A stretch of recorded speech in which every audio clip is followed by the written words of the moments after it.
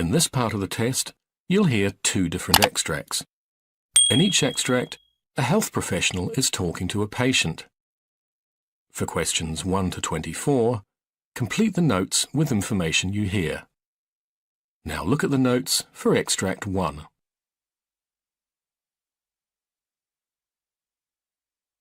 Extract 1, questions 1 to 12.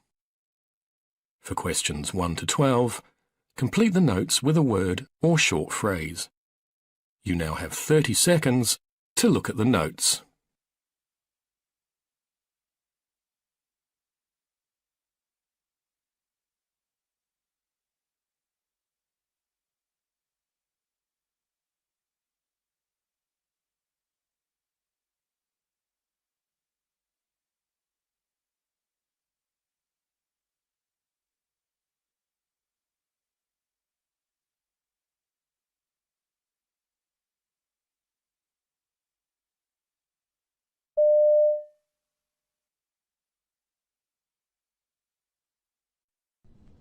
Good morning, Mr. Bloomfield. My name's Dr. Dixon. I'm a locum GP standing in for Dr. Wright. What can we do for you? I've been having some problems with my breathing. Can you tell me a little bit more about this? Well, I keep getting breathlessness and wheezing in my chest. It all started about 3 weeks ago, and I've been coughing a lot with it. Some white phlegm. I thought it might be a cold coming on. But then, after about another week, I started finding it more and more difficult to catch my breath. Right. So you've had the wheezing and the breathlessness for roughly 3 weeks? Yes, give or take a day. And do you get these bouts of wheezing and shortness of breath every day? No, they come and go. How frequently do you get them? The first week there was only one, I think. And then they started getting worse, 3-4 times a week. It's not being able to get my breath that's really worrying. And so the attacks, have they increased in the past 2 weeks? Yes, they're much more frequent. Okay. When do the attacks come on? At any time, but they seem to be worse at night and in the morning. Have you noticed any change in the severity of the attacks, especially in the morning? Yeah. Do they wake you up at night? About 3 times a week. I see. You been off work at all? No, but I nearly didn't go in yesterday. Was that the worst so far? Yeah. And have you had anything else with it? I've felt a bit tight across the chest. Any pain with it? No, just tightness. Are you aware of anything that triggers the attacks? Like what? Well, dust, feathers, new carpets? No, I can't really say I am. Okay. Have you had any infections recently, like flu or sore throat or chest infection? No, not for a long time, except this. And what about medications? Are you taking anything? No. No aspirin? No. Are you doing any exercise? Jogging, for instance? No. What about pets? Do you have pets at home? No. But my neighbours have a cat, but I don't see it that much. Everything okay at home? Yeah, things are fine. And what about work? I see you're a civil servant. Any stress or problems at work or anything like that? Work's been getting me down recently. In what way? Well, there's been a lot of changes going on recently, and I suppose I'm a bit anxious, what with the mortgage and that. And this has been getting to you? Yes, more and more. I see. And does the wheezing, etc., continue over the weekends? No. When I come to think about it, it doesn't. Okay. Some general questions. Have you ever had anything like this before? No, never. Do you have other illnesses? High blood pressure, diabetes, or heart problems? No, nothing like that. This is the first time I've been ill in my life. Has anyone in your family had anything similar? No, not as far as I know. What about eczema? Anyone in your family with that? Both my sister and my mother have it.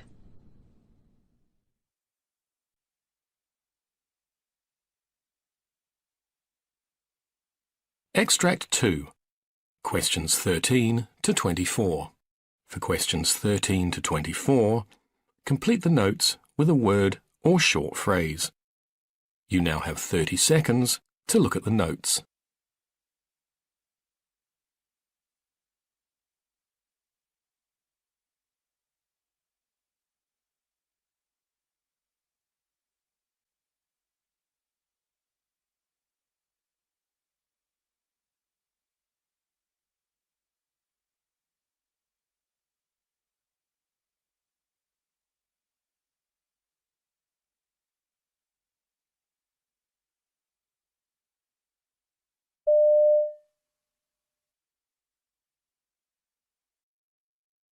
Barbara Roberts. Yes, good morning. Hello there. My name's Dr. Beddy. I'm one of the new GPs in the practice. First of all, what would you like me to call you? Well, you can call me Barbara, that'll be fine. Thank you. Okay, that's fine. Okay, so Barbara, I'm seeing you today, but I think it's usually Dr. Brown that sees you, is that right? Yes, Dr. Brown's my doctor. Okay. What is it that's brought you to see me today?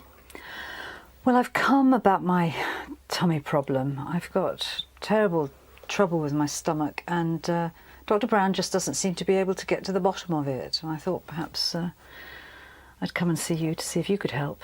Right, okay. Can you tell me a bit more about your tummy problems? Well, I have this terrible discomfort nearly all the time. It very often feels bloated. I swing between being constipated and having diarrhoea. I have sort of cramping feelings sometimes, and other times it stabs. It's a real stabbing feeling. I often have the urge to go to the toilet, and I pass very smelly wind. Right. So quite a few symptoms there, and some of them sound quite Yes. troublesome to you. Yes. Okay. And how long has this been going on? Well, I've traced it back to a holiday I had in Egypt about 4 years ago. I had a horrible bout of sickness and diarrhoea, and And what sort of treatments have you tried for this before? well, Dr. Brown gave me some muscle relaxants at the beginning. But I've been to the health shop, and they've been really helpful. They've given me lots of different tablets and medicines Right. for different things. And Imodium. Right. I have Imodium in my handbag all the time, just in case. yeah. Right. So these different tablets that you've got from the herbal shop, how are you taking them? What about tests? Have you had any tests for these problems? Yes, I had, in the early days, I had a what are they A called? gastroscopy. Was that the That's tube it, down yes, from the top? yeah. Okay. And at the same time, I had a barium enema. Right. That was very uncomfortable. Okay. But no, I've tried. Well, I mean, it sounds like you've had these problems now for about 4 years. You've got a lot of various symptoms in your stomach. You've tried a lot of tablets, some prescribed, some herbal remedies, and you've had some investigations, but you're not entirely happy that you've been investigated thoroughly No. enough. Is that about? I'd say so. Have I got yes. the story right? Yes. Okay. And I know you've been seeing Dr. Brown about this for the last few years. What is it that he's said that he thinks might be wrong with you? Well, he thinks it's all in my head. You know, Right. I mean, it can't all be in my head. I get too much physical pain for it to be in my head. I mean, it's real. It's a real pain. And have you had any thoughts yourself about what you think might be causing it? Well, I mean, I did think that perhaps it was an infection that hadn't cleared up in the early stages, but I think, I mean, sometimes I think it's IBS. A friend of mine's got that and it sounds similar. And then other times I'll think, I wonder if it's an ulcer. Right. On a really bad day, I start to think it might be cancer. Right. given that we've tried medication for you and we've tried investigations and we've drawn a blank really with those, none of those have really helped you. No. I guess I'm wondering whether now it would be a good idea to try a different approach to your problems. Oh, I don't know. I don't know.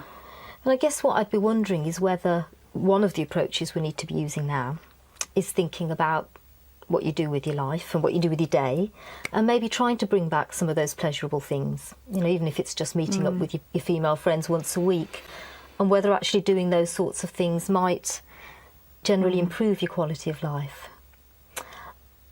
I'm also thinking about the tablets that you're taking, and the fact that you seem to be taking quite a lot of them, and I'm wondering whether it's worth us sitting and looking at them and maybe trying to rationalise them a little bit and really decide which are helping you, which are doing nothing, and which may actually be making some of your symptoms worse, I guess. What would you think about trying that slightly different approach for, say 2 or 3 months, just to see whether or not it makes any difference? Well, 2 or 3 months is a long time if there is something going on. I mean, that's what happened to my mother-in-law. You know, they left her and didn't spot it. And well, I guess if we did decide to work together like this, this new approach, I'd be seeing you regularly. We can keep an eye on your symptoms, and if they change, then we can investigate as appropriate. But if they stay the same, then, you know, we could be pretty clear that there's nothing new happening that we're missing.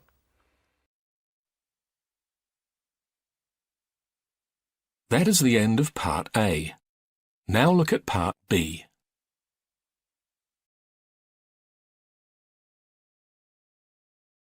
Part B. In this part of the test, you'll hear 6 different extracts. In each extract, you'll hear people talking in a different healthcare setting. For questions 25 to 30, choose the answer A, B, or C, which fits best according to what you hear. You'll have time to read each question before you listen.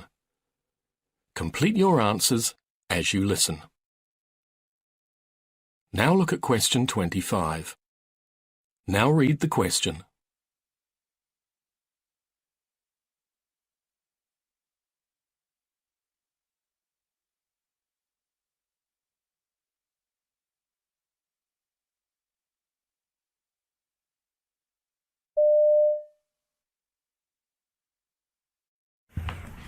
Okay, afternoon guys. I'm sorry, it's been a bit of a short notice. We've been having a few incidents of IV Jelco infections. I know it's been a busy week, and we've been in trouble with a lot of things, transition through to the electronic records from paper. But we need to know that documentation is our responsibility. We need to make sure that Jelcos, you know, once you insert them, you need to document it. We need to check on the patient. We need to work as a team. The handover should be precise, and we need to check all these factors. We need to bring down these incidents. We can't allow these to happen. Last year we had a patient died of an infection, so we need to make sure that it doesn't happen again. So that's why I called you guys up. Let's start our day by not killing a patient. How about that?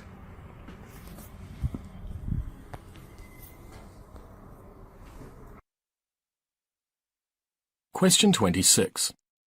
Now read the question.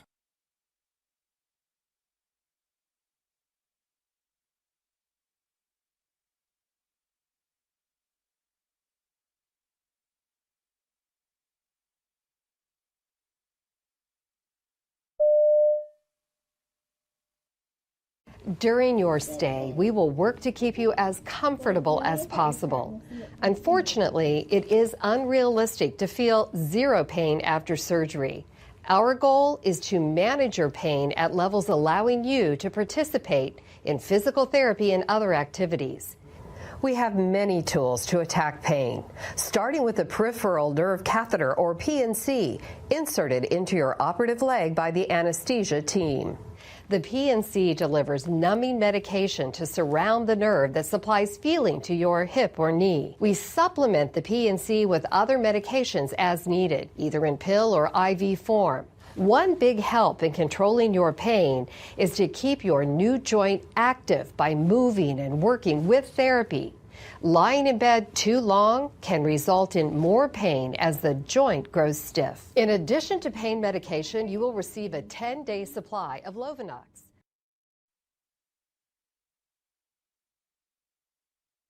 Question 27. Now read the question.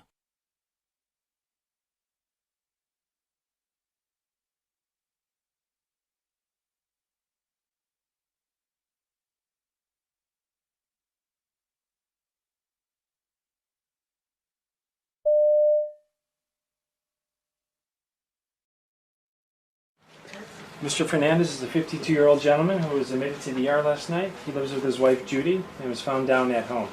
They also noted he had lower extremity swelling for 5 days and was experiencing some shortness of breath and weakness. When they arrived to the emergency room, he was found to be in atrial fibrillation with a rapid ventricular rate between the 150s and 160s. After 2 boluses of diltiazem, he was started on a drip. He has 2 peripheral IVs, an 18 gauge in his left hand and an 18 gauge in his left. Both were started in the emergency room. Mr. Fernandez is a high fall risk because he fell at home. His bed alarm is on at all times and his call bell's within reach. Mr. Fernandez, since you fell at home, you're considered a high fall risk, so we need to keep the bed alarm on at all times, okay? Okay. And if you need any when you get up, you need assistance, so make sure that you call when you're getting out of bed. I will use this red button on this. Okay, so we can count on you guys to call when you need help, right? I need to go get report on my other patients, so I'll be back in about 20 minutes, but if you need anything, make sure you call, okay? Okay, thank you. Sounds great. You're welcome.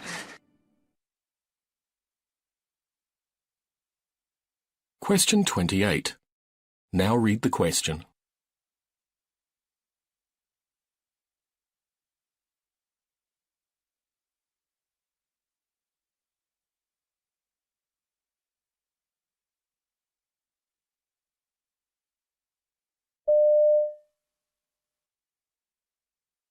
I've been a nurse for about 11 years now. I started off in cardiac, which I loved, but I was working nights and I wasn't in love with that. And then after that, the school where my kids go to school opened up, and so I was a school nurse for several years. And during that time, I just felt like I had a lot of kiddos coming to me with just a variety of issues that were more behavioral issues, such as they were maybe harming themselves in some way, or maybe having some really big anger issues that they did not really know how to cope with or deal with. And I would try to help them as best as I could and get them some community support. But I really felt like I did not have all of the answers that I personally felt like I needed, or I felt like I needed a little more training. So I ended up leaving the school and worked full-time.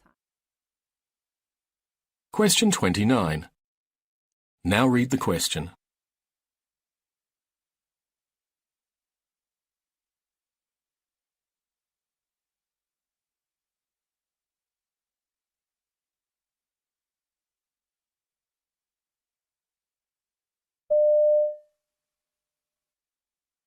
It is true that athletes are specializing at a younger age than they did a decade or 2 decades ago.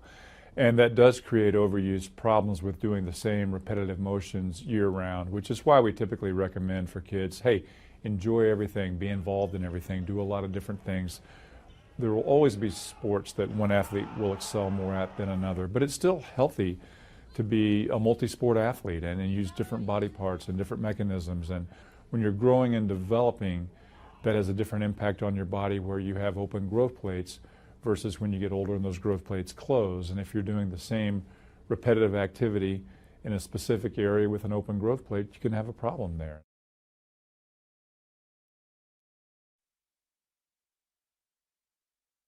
Question 30. Now read the question.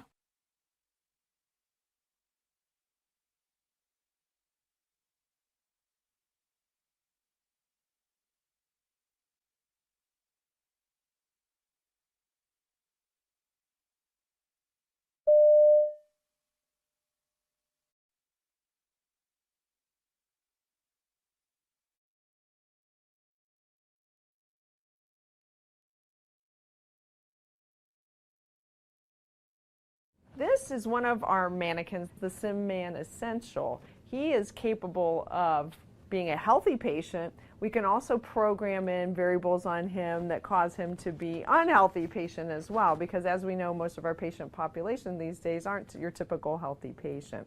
So when we bring the students into the room for the simulation, they are able to do an assessment of listening to heart and lungs on our mannequin. They can do a neurological evaluation of his eyes as well. Shortly thereafter, then, we go ahead and start the anesthetic procedure. So we start by giving him some oxygen by the mask. Obviously, he's still awake at this point in time. And then the students are expected to start the drug administration. And I am on a computer in a different room able to program the drugs that the students are giving. And then the mannequin responds to the drugs by either going to sleep or getting sleepy. So that the students then can carry on the procedure that's been outlined for them. What's neat about these mannequins, we can mass ventilate them, we can put special airway devices in like an endotracheal tube. If they don't happen to get the endotracheal tube in the right spot, he has a blue light that'll light up in his mouth to show them the patient is not getting enough oxygen. I'm on the control and I can make the heart rate and the blood pressure change parameters as well. So it's a learning experience for them so they can identify maybe they didn't put the endotracheal tube in the right place. He also has IV access, so we can do IV practice on him. We can give the drugs through the IV. That's typically how you do it in anesthesia.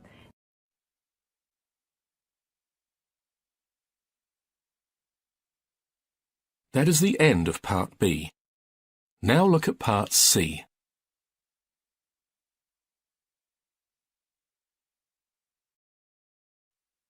Part C. In this part of the test, you'll hear two different extracts.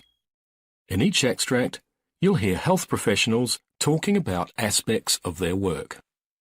For questions 31 to 42, choose the answer A, B, or C, which fits best according to what you hear. Complete your answers as you listen.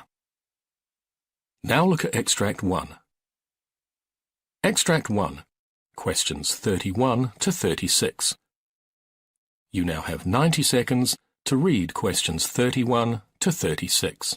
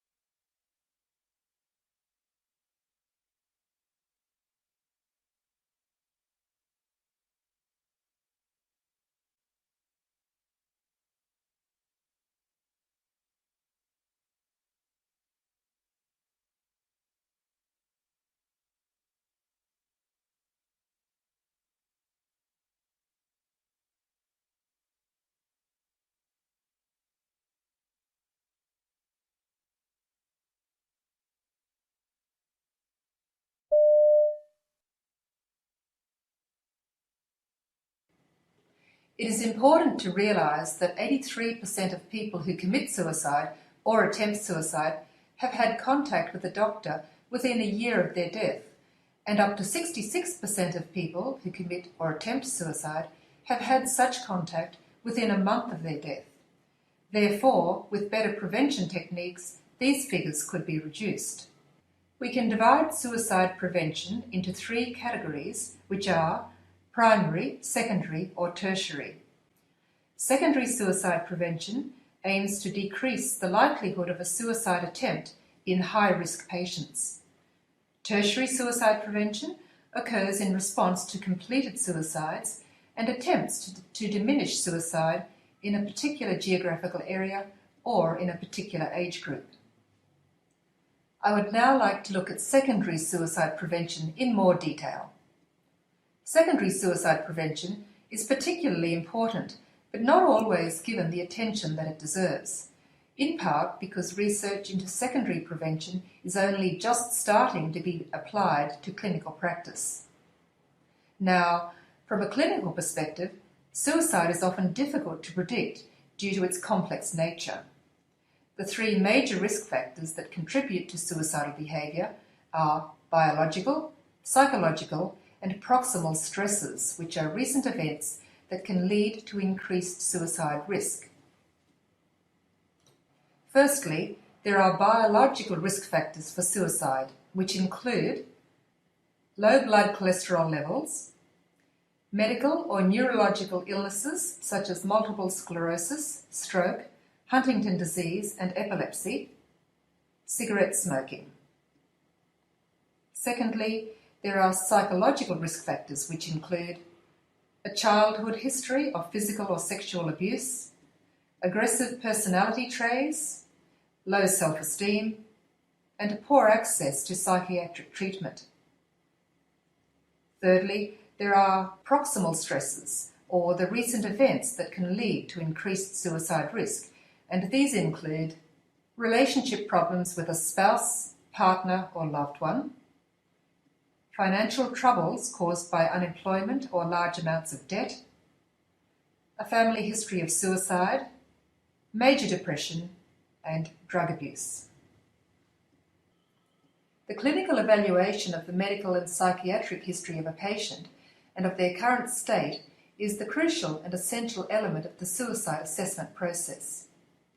It is important because it enables the identification of risk factors in order to determine the patient's immediate safety and the best setting for treatment, and also to develop diagnosis and treatment strategies. Psychiatric illness is a major contributing factor to suicide risk, with mood disorders such as major depressive disorder and bipolar disorder being associated with about 60% of suicides. Indeed, psychiatric disorders are diagnosed in more than 90% of completed suicides, and more than 80% of these psychiatric disorders are untreated. Thus, the recognition and treatment of individuals with psychiatric disorders, specifically mood disorders, are essential components of secondary suicide prevention. In addition, the subjective rating of the severity of depression is one of the most powerful predictors of future suicidal acts. Therefore, assessing and managing depression, as well as being aware of the suicide risks in psychologically, medically, and neurologically disordered individuals, is an important aspect of secondary suicide prevention. Consequently, physicians need to be taught to recognise the association between mental disorders and suicide. Additional information about the individual who may be at risk for suicide, such as medical and psychiatric treatment records and toxicology screenings, should also be incorporated into the assessment. Equally importantly, clinicians and other professionals in a position to offer help should not hesitate to ask patients about suicidal ideation because, while it may seem surprising, patients will often talk frankly about their suicidal thoughts and tendencies if given the opportunity. Failure to ask about suicidal ideation may be related to the health professional's discomfort with the topic, lack of time, or lack of skills in this area. Clinicians need to overcome these obstacles to provide appropriate care to their patients. What are the most effective secondary suicide prevention strategies? In a recent systematic review of suicide prevention strategies, Mann, along with other researchers, found evidence of effectiveness in 5 secondary suicide prevention methods, including pharmacological interventions, psychological interventions, follow-up care, reduced access to lethal means, and responsible media reporting of suicide. Antidepressant medications are the most widely used pharmacological interventions in secondary suicide prevention, but studies of their effectiveness in reducing suicide attempts have had mixed results. Among adults younger than 25, The effect of antidepressants seems to be neutral on suicidal behaviour, but it seems to reduce the risk of suicidal behaviour in the elderly. Thus, the relation between antidepressants and suicide needs further studies before this class of drugs can be safely used for the secondary prevention of suicide. In terms of psychological interventions, suicidal patients often benefit from therapies that address the repetition of suicidal thoughts and behaviours, and other factors commonly associated with suicide. Better psychological and pharmacological treatment of depression and alcoholism also appears to decrease suicide rates. Social factors that should be addressed in follow-up treatment include availability and willingness of supports within the family. Support individuals who should be contacted about the suicide risk and follow-up arrangements include general practitioners, private psychiatrists, family and friends. Some interventions, however, such as telephone and psychosocial follow-up, have shown no difference in suicidal ideation when compared with standard aftercare. Many studies show that suicides by particular methods, for example, firearms, domestic gas or pesticides, decrease after the introduction of legal restrictions that reduce access to such means. This reduction in suicide rates is particularly influential in regions where the specific means of restriction correlates with a common method of suicide. For example, in the UK, the reduction of carbon monoxide in domestic gas since 1958 and the reduced availability of analgesics since the mid-1990s have both decreased UK suicide rates. Finally, many studies have exposed a need for a decrease in reporting of suicide and for responsible reporting. Media blackouts in reporting suicide have coincided with a decrease in suicide rates because reports of suicide in the media tend to glamorise suicide for vulnerable individuals. The internet is also of increasing concern, with blogs and chat rooms providing accessible instructions for suicide. For these reasons, guidelines have recently been produced for the responsible reporting of suicide. Despite our increasing knowledge about secondary suicide prevention, there are still many gaps in the research, and looking to the future, thorough evaluations and appropriate treatments of patients with depressive disorders and other psychiatric illnesses should help to improve the efficacy of secondary prevention of suicide. But it is also clear that more research into new approaches for the prevention and treatment of suicidal behaviour remains essential.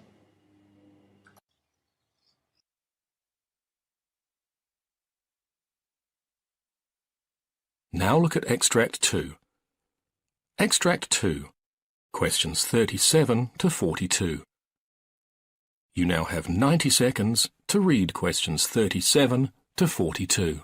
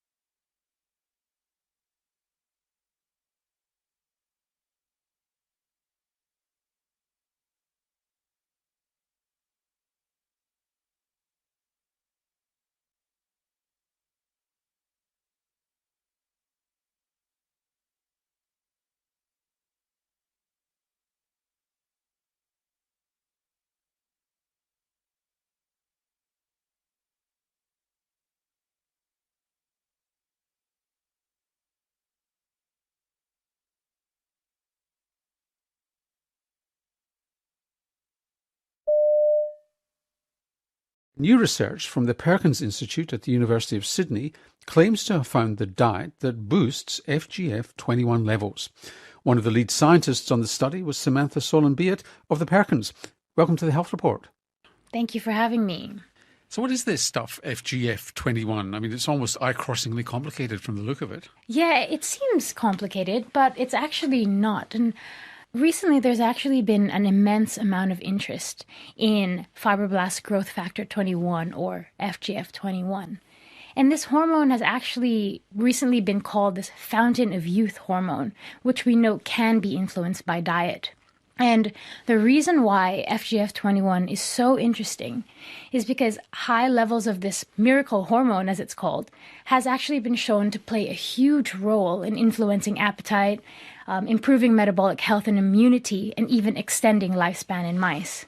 Now, something that sounds so good to be true is usually too good to be true.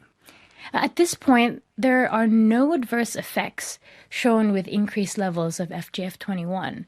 In fact, a lot of studies are now being done to investigate FGF21 as a therapeutic target for the treatment of diabetes and cardiovascular disease.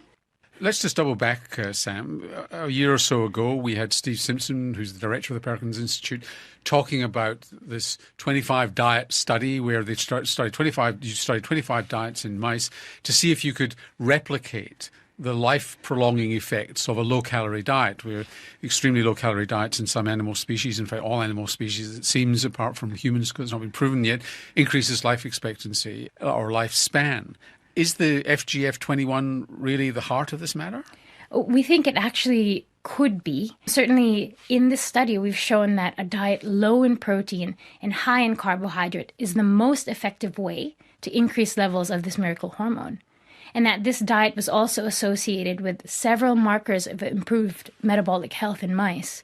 So tell us a little bit about this study. Well, what we actually did was performed a really large mouse study, as you said, where we took 858 mice and offered them a range of different diets to see how macronutrients, such as proteins, carbohydrates, and fats, as well as total energy, could interact and influence levels of FGF21. And you found? And we found exactly that we could use diet to increase the levels of this FGF21 hormone, and that a low-protein, high-carbohydrate diet was the most effective way for increasing this miracle hormone. And what effect did that miracle hormone, I hate using that word, that phrase, but what effect then did the hormone have on these mice, or were you able to separate the two? We were actually able to show that the exact diet that increased FGF21 also improved things like insulin sensitivity, glucose tolerance, blood pressure, and blood lipids, even though the animals were a little bit fatter. And how do you know that was anything whatsoever to do with the FGF21, your so-called miracle hormone, and rather than it just being an accident that it was raised too? What we did was plotted FGF21 using the geometric framework, which is a nutritional modeling platform that helps us tease apart the role of nutrients and calories. And if you line up all the surfaces, the response surfaces in this framework with FGF21 and all the metabolic outcomes, you can clearly see that there's a specific area in the nutrient space that coincides with increased levels of FGF21 and several metabolic benefits.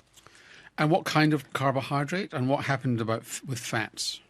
In this study, fat did not appear to have an effect on FGF21 levels. It seemed to be low protein was the primary driver, and that the highest combination was with a low protein, high carbohydrate diet. So what does FGF21 do to the body?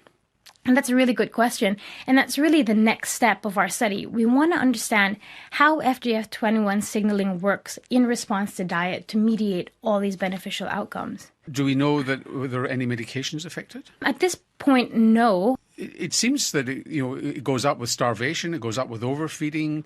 There's lots of things that influence it. Did the appetite of these mice change? Do they eat more or less when the FGF21 goes up? Oh, that's a really good question. See, this is one of the things that we were able to reconcile in our studies. As you mentioned, a whole range of literature in previous studies have shown that FGF21 is elevated in many paradoxical conditions such as starvation and obesity, high intake of food and low intake of food, as well as in insulin resistance and in insulin sensitivity. So what is going on here?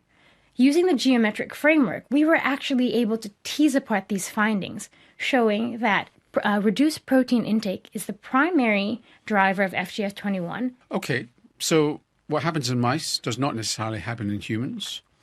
How do you know it makes any difference at all in humans? Well, I'm glad you said that. We've actually published work just this year showing that FGF21 levels in humans is also increased by a low-protein, high-carbohydrate diet. And of course, this is really exciting because it tells us that the work that we do in mice can be directly translatable to humans. So is there any evidence at all that FGF21 has the same beneficial metabolic effects in humans as it has in mice? Yes, there is definitely evidence to suggest that high FGF21 levels is directly related and associated with several benefits of metabolic health in humans as well. So we should put it in the drinking water then, do we? Yeah, probably. That seems to be the case, yes. How would it work? I mean, obviously a hormone like this is probably destroyed in the stomach. This is not something that you would give directly to people, I assume, in the therapeutic context?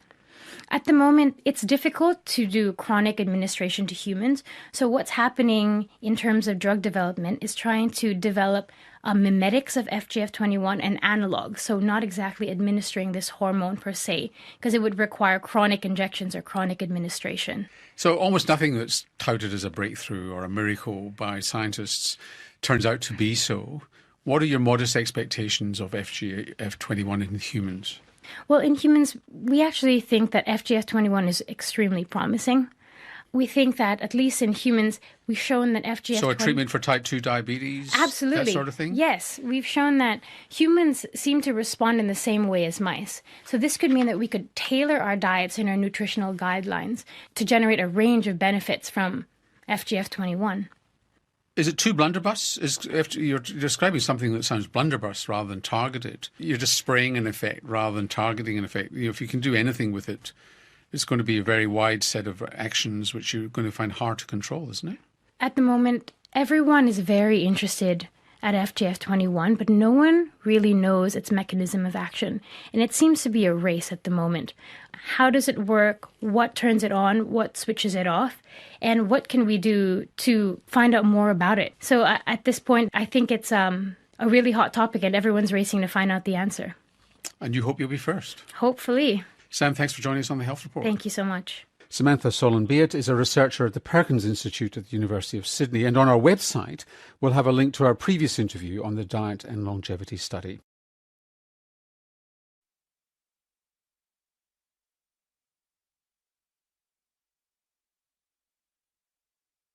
Now look at Extract 2. Extract 2, questions 37 to 42. You now have 90 seconds to read questions 37 to 42.